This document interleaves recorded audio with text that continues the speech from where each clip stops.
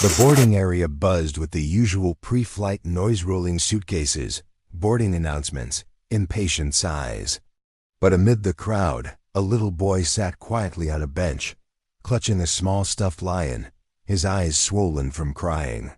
His mother knelt in front of him, wiping his cheeks gently. Their clothes looked worn, their bags nearly empty.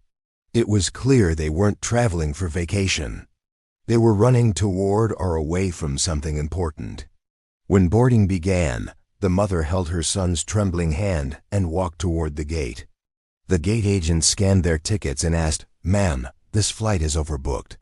You were reassigned to 2 separate seats." The mother's face went pale. Her son squeezed her hand tighter. "He can't sit alone," she whispered. "He's only 7. But the agent, stressed and overwhelmed, simply said, "I'm sorry. There's nothing we can do."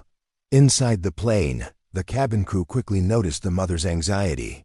Flight attendant Emma knelt beside the little boy. "What's your name?" she asked tenderly. "Leo," he whispered. But his voice shook more than his hands. Emma could tell something was deeply wrong. His breathing was fast. His eyes darted around the cabin, and he kept whispering, "Mom, don't leave me." When they reached their row, the mother found her seat far ahead 17, while Leo's assigned seat was way back in 32F, squeezed between 2 strangers. The mother tried pleading with passengers to switch, but no one wanted the back row middle seat. Some ignored her. Some shrugged. One man even said, "Ma'am, that's not my problem." The mother finally broke down, quiet tears she tried to hide. Emma approached again. "We'll try to help," she promised. But protocols were strict. No seat swapping after pushback, no passengers standing during taxi, and no crew moving passengers without authorization. Still, Emma felt an ache in her chest as she watched Leo cling to his lion, whispering, "Please don't go, Mom." Emma approached the lead flight attendant, Marcus. "We can't separate them," she insisted. "The kid is terrified," Marcus sighed, rubbing his forehead. "I know, but full flight, no empty seats, and we can't just move people." Emma lowered her voice. "He's not just scared. It feels deeper. Something's wrong." Just then, Leo suddenly froze, gripping the back of a seat like his life depended on it. His breathing turned sharp, quick, panicked gasps. His mother rushed over from the aisle, breaking protocol by leaving her assigned zone. "He has severe separation panic," she cried. "His therapist said he shouldn't be alone on planes. Please help us." Marcus's expression changed instantly. Panic attacks at 30,000 feet were a risk, both for the child and the flight. But they still couldn't break seating rules without the captain's approval. Marcus rushed to the cockpit and explained everything. The captain listened, his hand still on the controls, thinking carefully. When Marcus returned, he shook his head. Captain said, "No unauthorized seat changes." Emma's jaw clenched. "Then we're failing him," she whispered. "This isn't customer service. This is a child's safety." Marcus hesitated. His eyes softened. "I know, but breaking protocol could get us written up. Or worse." The cabin door closed.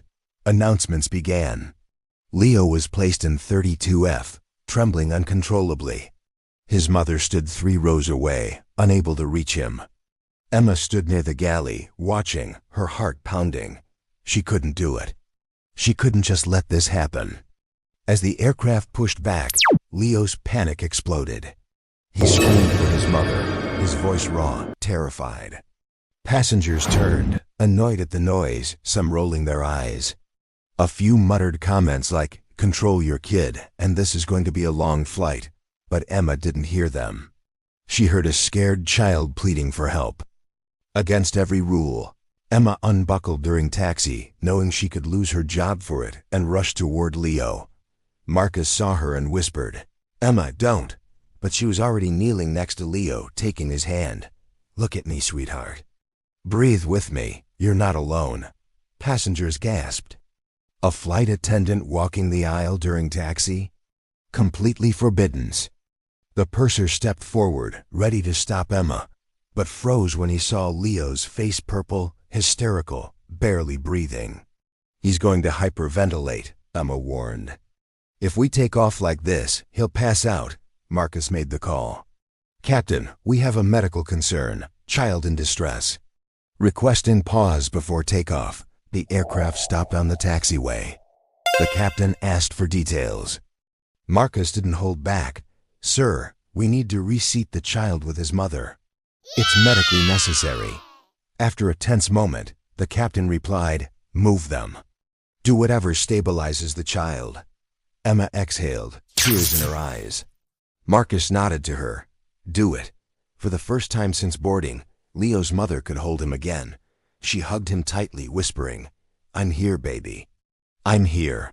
Emma guided them to 2 seats together, taking the jump seat for herself to make room. Another protocol broken. But she didn't care. The goal was simple: keep Leo safe. The mother cried quietly, thanking Emma over and over. Once reunited, Leo calmed quickly.